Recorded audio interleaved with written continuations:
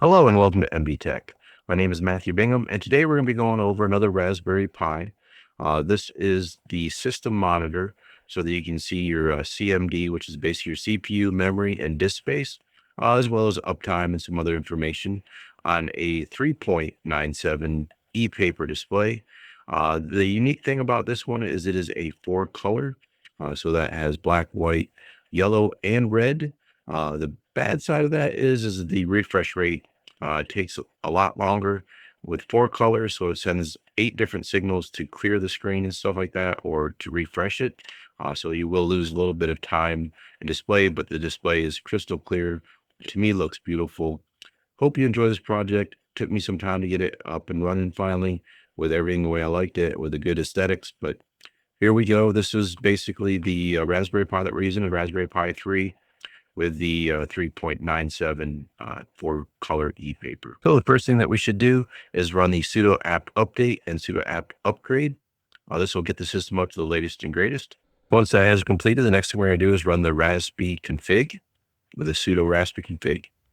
And here we're going to go down to interfaces and SPI because that is what the actual screen uses. So we will enable that and we'll say yes and okay. Tab, and then enter to finish that.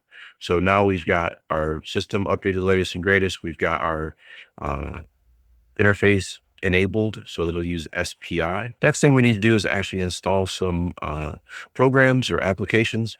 Basically, a Python 3 pip. The list is here, and some fonts. One more that we are going to add is the stress -ng, and that's so that I can just show you CPU increasing in utilization and changing colors on the ePaper itself, as well as storage. And we'll hit enter and say yes. The next item that we'll do is actually download the demo files from the Waveshare for the specific hat. The next command is an unzip, and we're going to unzip the file that we just downloaded into a directory of the same name. And I'm just going to do a quick clear screen. From here, we're actually going to do a git clone, and we're going to do a git clone from the repository that I'll have a link set up for, and this will download the actual sysmon Python scripts, as well as the clean screen or clear screen script and readme and information. Next, we're going to do a git command to clone down the files that we need. This is for the sysmon part. From here, I'm just going to do a quick list. We can see what we have. The next thing that we need to do is actually install the lib and the pic into the sysmon directory from the files that we just downloaded from Waveshare as well, or unzip from Waveshare. So that command is a copy. And then we also want to do the pic directory as well. So once that's done, the driver itself that was downloaded, there's actually some issues with the way that they put in the backslashes and stuff like that. So what we're going to do is we're going to actually fix that logic in the Waveshare library. The command that we're going to use is sed, which is basically a search, edit, and delete. And we're looking for extra slashes near the 256. So we'll hit enter for that. The next thing we're going to do is a grep command to see if there's actually 3 slashes in that same Python file. And it shows that there's actually 2. So now we need to run the sed command again to limit that from 3 down to just 1. And we can run the grep command again just to make sure. And it's all coming back clean. So I think we're good to go right now. I'm going to clear the screen again to get back up to the top. After the clear screen, I'm just going to do a sudo shutdown -h now. The reason why I want to shut it down is I'm actually going to be installing the hat onto the Raspberry Pi, and I don't want to have any possible issues or, any type of thing for that. So we'll shut it down all the way. And once that's shut down, I'm going to move this screen up. We're now going to take the hat and put it onto the Raspberry Pi. We're just going to set that right on top of the 40-pin GPIO. We powered the Pi back on, so now we're going to enter into the SSH connection. Just use the same user and password, and we're back in. I'm just going to clear screen real quick, and we're going to do a list just to show what files we have in here. So at this point, we're going to do some cleanup. We're going to remove the folder that we unzipped the ePaper drivers from. So that file is now removed, and then we're actually going to remove the zip file as well. But I'll do a quick list. We can see that we're all cleaned up and all we have is the one directory. So we'll change into that directory. We'll list, and we can see that we have the lib, the pick, and then we've got the clear display, as well as installing it as a service and the system monitor. So right now we're actually going to run the system monitor now with a sudo python 3. If we do switch back over to the display, you can see it's doing a full init and clear.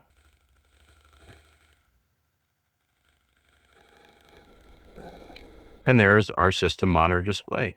Everything looks good here. We've got an IP address in yellow, and then everything else is in white and black. But we are going to do some stress tests now, and I'll show you how to run those. Just so you make sure that the CPU color change is working, as well as the storage. I'm going to set up another SSH connection so I can show you the stress testing. We're going to be doing a stress test now on the CPU, so we can see that it changes its colors.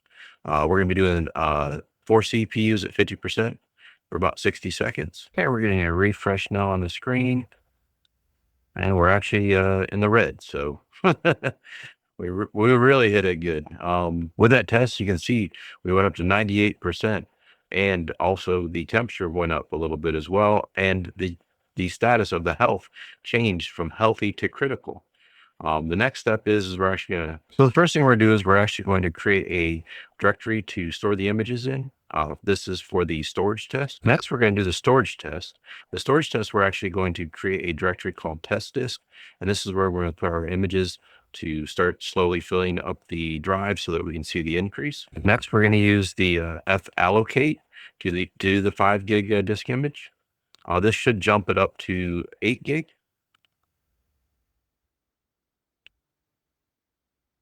We can actually run a df command here so we can see before it shows us on display. df-h, and we can see now that we are 8.2 gig, 63%.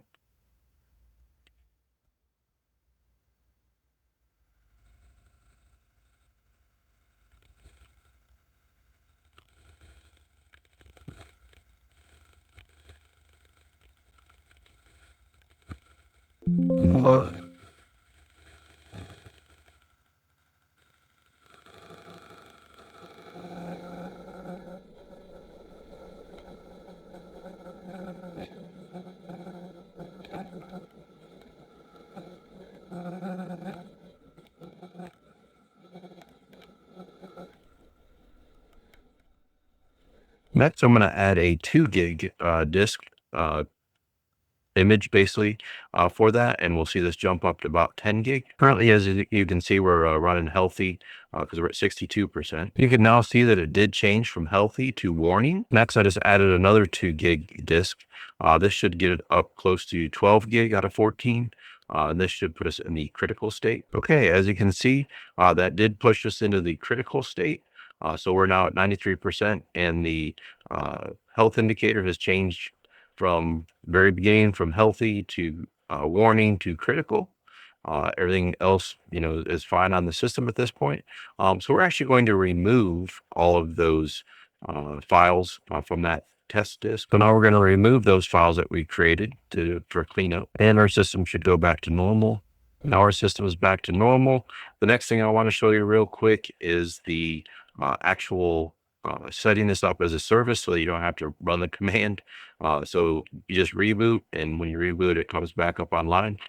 So that is back into our directory of our source. So we can go back here. So in order for this to be run as a service, you're just going to need to do a sudo change mod of execute on the install service. Next, we're going to run a sudo bash install service. And as we can see, it's been refreshing and it's going through.